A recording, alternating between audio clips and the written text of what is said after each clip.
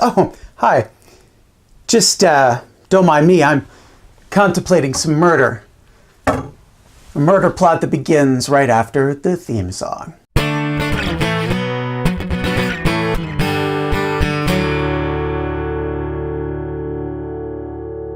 Yes, death. Death to the 5-paragraph essay. If you are an American who has been in American middle school or American high school, you have no doubt learned that the 5-paragraph essay is some sort of magical ideal.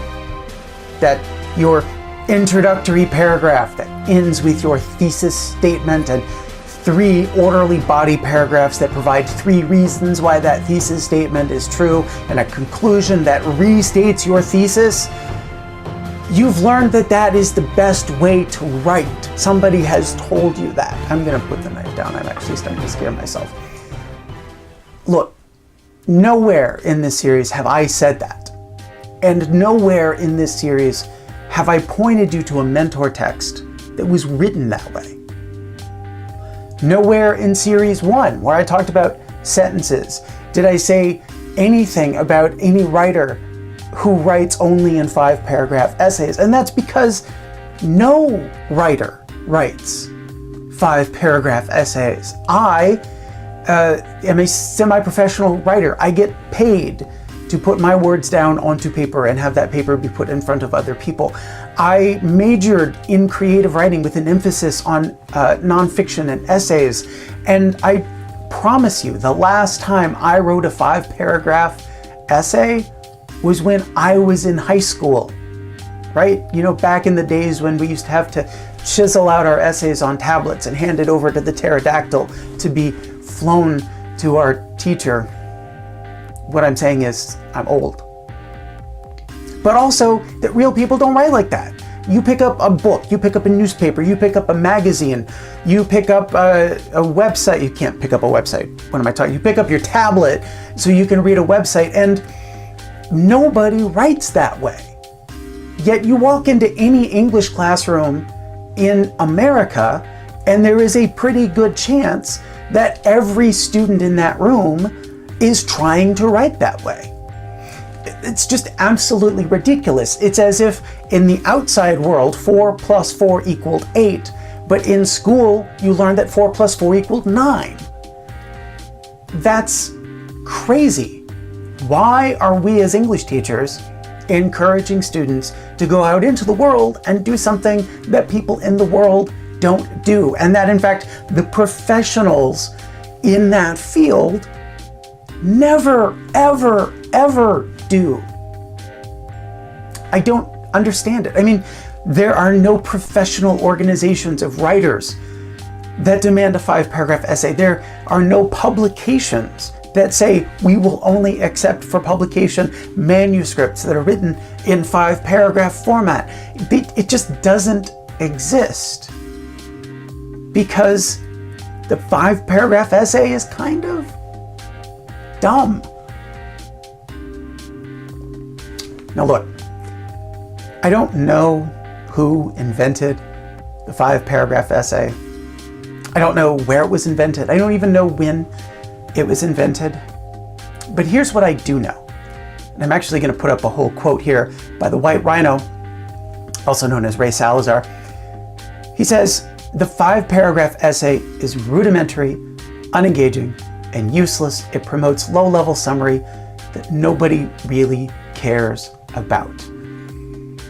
Rudimentary is a fancy word for at the most basic level. I firmly believe that the 5-paragraph essay was invented by people who are not writers and by people who don't know or don't want to know how to teach good writing. As Salazar says, when you're done with a 5-paragraph essay, either writing it or reading it, you don't feel like you've fully explored a concept. You don't feel like you've completely uncovered everything that was there to be found. I mean, I've been talking since episode 0 on this web series about writing what you write on purpose. And that kind of thing, writing what you write on purpose, is completely incompatible with the box that is a 5-paragraph essay. Let me put up another quote. This is by a teacher named Kim Zarins. She said, and she actually, by the way, she wrote this. I'm going to link to it as well as the Rhino. She wrote this in 5-paragraph essay style. So I'm actually quoting her conclusion paragraph when she says this.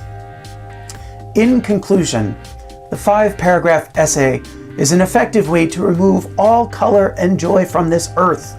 It would be better to eat a flavorless dinner from a partition plate than to read or write a 5-paragraph essay. Now, I think there's some hyperbole there. All color and joy? Now, if every writer everywhere, from Shel Silverstein to, I don't know who the hip young writer is, I used Shannon Hale earlier, I'll say Shannon Hale, if they only wrote in 5 paragraphs, if you go back to Shakespeare and you condense Hamlet to a 5-paragraph essay, or you go back to Milton and condense Paradise Lost into a 5-paragraph essay, hey, go back to Confucius and put all of the sayings of Confucius into a 5-paragraph essay, or the teachings of Buddha, or an African folktale, or anything. Yeah, then we're talking about all color and all joy from life. I mean, can you imagine if your favorite television program were written as a 5-paragraph essay? You can't. That's because there is no way to bring life to a 5-paragraph essay. All right, it's been a couple of episodes since I dropped in a hashtag warning. Here it is. You might be one of those students who needs this outline. I get it. I have taught many of you over the years. But you can't always need this outline. There has to be a point when you take off the training wheels, or when you take the ball off the tee, or there's got to be another, take away the net from the, well, no, because then you could die if you, but you see my point. At some point, you have to know as a writer what is good and what good writing looks like for you. And if you need this to get started on it, that's fine. But if you're in my class and in April and May, you're asking me for this, I don't know. What have I done wrong that you haven't already grown away from that? All right, so I've quoted some other people. I've done a lot of yelling, but let me get kind of specific about why the 5-paragraph essay should get the knife. It's because it ruins everything. Think about what makes a good introduction, right? A good introduction by 5-paragraph essay standards is the American Heritage Dictionary defines culture as blah, blah, blah, blah. But a good introduction by normal human standards is anything but that. I mean, think back to the pieces that we have read over the course of this series on paragraphs.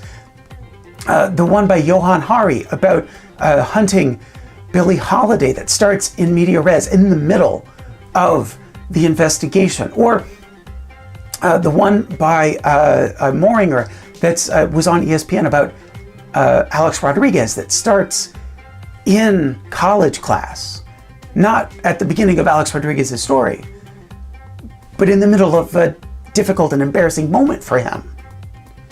You can't do that in a 5-paragraph essay. And it's not just introductions, it's body paragraphs. If you're writing a 5-paragraph essay, you have to have 3 body paragraphs. What if you've only got 2 really good ideas or 2 really good pieces of evidence? 2 pieces of evidence so good that there's no point in bringing in a third? Should you be penalized because you have 2 good pieces of evidence? No. Or what if you have like 7 pieces of evidence? You have to find some contrived way to squeeze 2 or 3 pieces of evidence into 1 paragraph? No, that's bad writing. And conclusions. I mean, okay, this is how every 5-paragraph essay's conclusion begins, with a restatement of the thesis. And sure, the teachers will say, try to use different words. Don't put it in exactly the same way as you did in your first. Look, if by the time your readers are at the end of your essay, they don't know what your main idea was, then your essay has bigger problems than not having the conclusion as the first, the thesis statement as the first sentence of your conclusion. I'm sorry. You ought to be able to leave the conclusion off of an essay and have a reader walk away feeling satisfied anyhow. As I said in the last episode about conclusions, the conclusion is a nice way to put an exclamation point on what you've been trying to say. But it can't make up for bad essay. It can't. So here's my plea. This is my heartfelt, earnest, bottom cockles of my soul plea, both to you as students and any teachers who are watching. Take the 5-paragraph essay, put it down. Walk away. Don't go near it. Approach every writing assignment as an opportunity to create the structure and the tone and the meaning that is unique to that essay. You as a student are not cookie cutter. The things that you want to say in your writing are not cookie cutter. Don't be forced into a cookie cutter template. And I'm sorry that I had to yell. I'm sorry that I had to use the knife. But let us all be thankful that I didn't accidentally cut myself. That's what usually happens when I'm around knives. This is the end of Series 2 on paragraphs. Series 3 is going to be about writing arguments. It actually makes a nice little segue from this kill the 5-paragraph essay into arguments, because usually when teachers assign a 5-paragraph essay, it's an argument essay or a persuasive essay, whatever they want to call it. We're going to talk in the next series about how to get your argument done without resorting to a 5-paragraph essay. So I'll see you for the next one.